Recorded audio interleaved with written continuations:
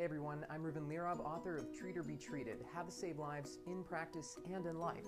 And today I want to talk specifically about ICD-10 and how it affects patient communities or practice communities. One of the really interesting things that happened to me recently, I was out in Atlanta, I was meeting with a practice, and I was seeing how they were implementing ICD-10, how they were, these are rock stars. These are people who understand what it takes to maximize the return that you get from a patient, which is really by maximizing the patient's experience, right? Take the best possible care of the patient, you're going to get the best possible return, both financially and relationally. You're going to get more referrals from that patient, and everybody knows that, but not everybody is able to put that into practice. And so obviously that's something that I go over in detail in the book, but today I want to talk about how that impacts ICD-10. Because one of the biggest fears right now with ICD-10 is how much time you're going to be able to spend with your patient. Because the reality is that today there are around 16,000 different ICD codes. And the big fear is that come October 1, and really we're talking about maybe a week and a few days away, you're going to go to just under 70,000 ICD codes. So ICD-10 is almost going to take this thing up by 5 times. And so really what we want to be able to do here is understand how we're going to deal with that, because the big fear that practice owners have is that the time spent with their patients is going to go way down. And a lot of people think, well, that's my time as a clinician, but it's not just your time as a clinician. Think about how much more specific your front office is going to have to be. Your office manager, your billing staff, if you outsource your billing, managing them, are they ready? It's a 5 times more complex situation.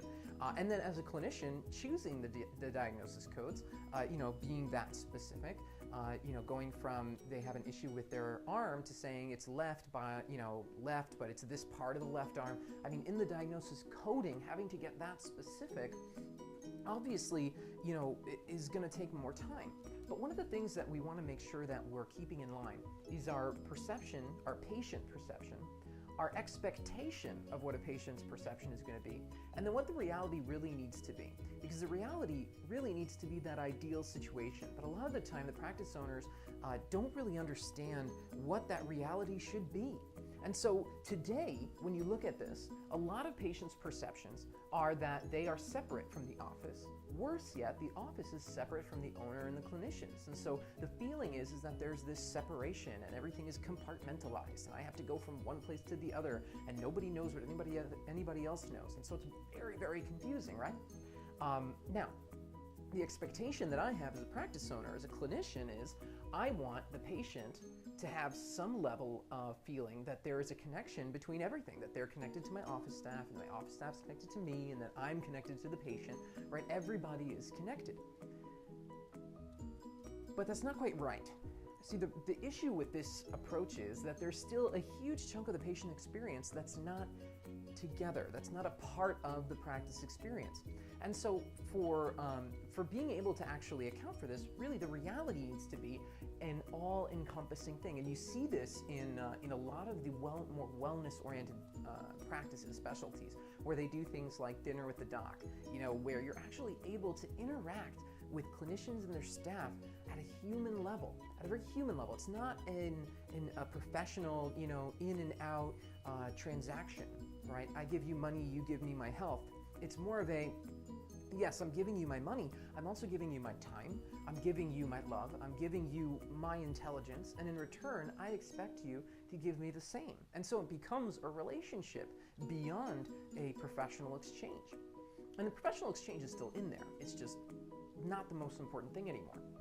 So how does this play into ICD-10? Well, everybody's familiar with the crosswalk or the GEMS mapping. This is something that's been talked about a lot, where you can continue to choose your ICD-9 code and it'll give you your list of related ICD-10 codes. But keep in mind that there's no such thing really as a one-to-one match most of the time. You're going to have an ICD-9 code and then maybe 10 ICD-10 codes that you need to look through.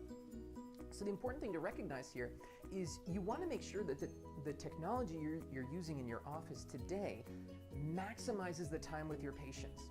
Because if you think about it, and we can't talk about the patient's perception with how ICD-10 is affecting the time with them because it hasn't happened yet, but we can talk about the expectation versus what the reality should be. Because right now, if you look at what the situation is with ICD-9, the ideal is that over time, as you got more comfortable with ICD-9, you spent less time dealing with the minutia that you've learned, and you've maximized your time with your patient.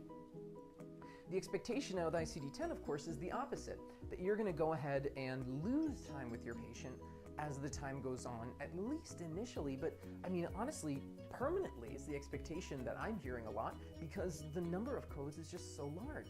And now keep in mind, ICD-11 is already done, and that's going to get implemented in a number of years. And that's going to increase the number of codes even further. It's just inhuman, you know, to expect that you're going to remember all these things. And so it's going to require more time, and the expectation is I'm going to lose time with my patient. And the reality is very different. The reality actually is what you thought with ICD-9.